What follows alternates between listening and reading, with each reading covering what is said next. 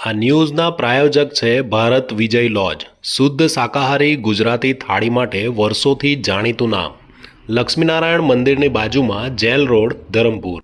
નમસ્તે દર્શક મિત્રો, ખબરદાર ન્યૂઝમાં આપનું સ્વાગત છે। આવો જોઈએ આજની હેડલાઇન।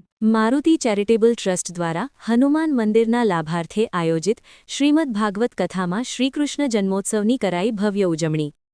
પારડી તાલુકાના અંબાચ ગામે વાગસર ફળિયામાં શ્રી મારુતિ ચેરિટેબલ ટ્રસ્ટ દ્વારા હનુમાન મંદિરના જીર્ણોદ્ધાર માટે આયોજિત શ્રીમદ ભાગવત કથાનું ભવ્ય આયોજન કરવામાં આવ્યું છે, જેમાં આજે કથાના ચોથા દિવસે 10 અવતારની કથાનું વર્ણન તેમજ શ્રીકૃષ્ણ જન્મોત્સવની ભવ્ય ઉજવણી કરવામાં આવી હતી।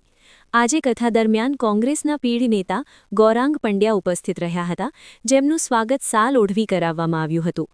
તેમણે જણાવ્યું કે ઉત્તમ કાકાની જન્મભૂમિ અને કર્મભૂમિ છે।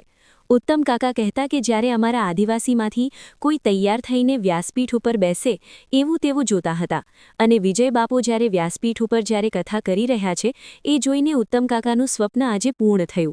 વળી તેમને હનુમાન મંદિર માટે તમામ સહયોગ આપવા માટેની ખાતરી પણ આપી હતી। આ સાથે આજે હાલમાં નિવૃત્ત થયેલ ડેપ્યુટી કલેક્ટર પણ હાજરી આપી હતી। તેમજ કથા બાદ ભવ્ય મહાપ્રસાદનું આયોજન કરવામાં આવે છે, જેમાં સેંકડોની સંખ્યામાં લોકોએ મહાપ્રસાદ લીધો હતો।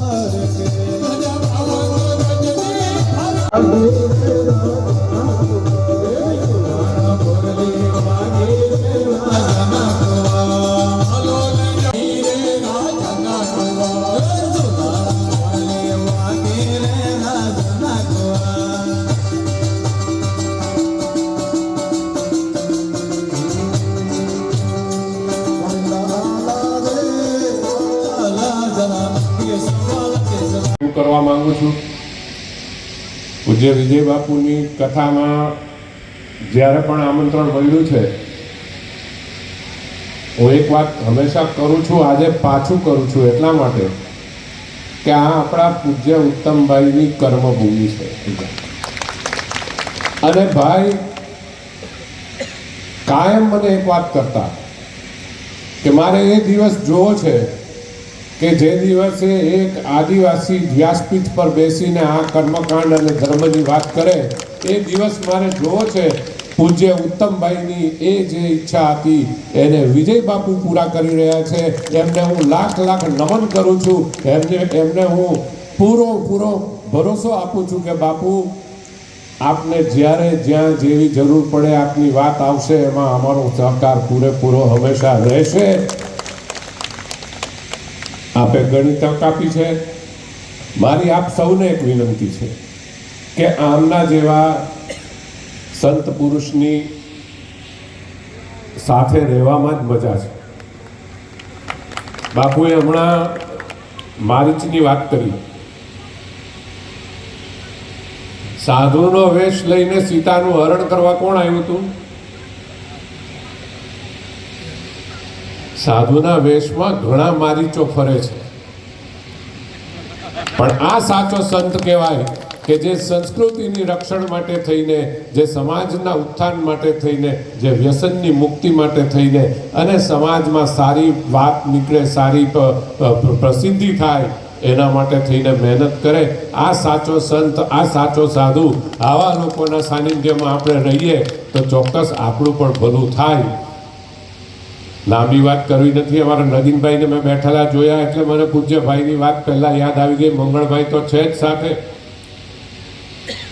ખૂબ બાપુ પૂજ્ય ઉત્તમભાઈના ખૂબ આશીર્વાદ રહ્યા છે મારા પર. રમણભાઈ દેવાભાઈના એટલા જ આશીર્વાદ રહ્યા છે. અને આ બધો વિસ્તાર એમની કર્મભૂમિ, એમાં આપણે પાવન પગલાં પાડી અને આ હનુમાનજી મહારાજના મંદિરના જીર્ણોદ્ધાર માટે થઈને કથાનું આયોજન કર્યું. હું આપને લાખ લાખ નમન સાથે આપને ધન્યવાદ આપું છું. આપ હંમેશા આવા સત્કાર્યમાં જ્યાં અમને યાદ કરશો અમે આપની સાથે છીએ, સાથે રહેશું. અને આપ સૌએ મને અહીંયા